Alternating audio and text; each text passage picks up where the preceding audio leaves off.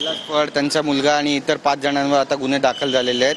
पुढची कारवाई नेमकी कशी होईल काय वाटतं? 100% त्यांना अरेस्ट व्हायला पाहिजे, आर्म ॲक्ट लागला पाहिजे.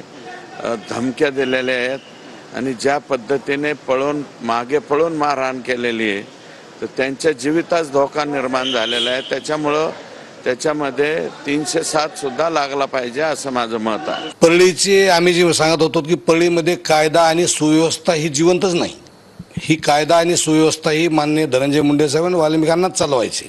त्याचा प्रत्यय असा आहे की ज्या मतदान केंद्रावर एवढी नाजूक घटना घडली की मी मतदान केंद्रानंतर गेल्यानंतर पोलिसाला गचांड उचलण झाली, पोलिसालाही धाराधारी झाली आणि एका चांगल्या माझ्या कार्यकर्त्याला ॲडव्होकेट माधव जाधवला बाहेर त्यांनी रेषेच्या बाहेर मारहाण केली.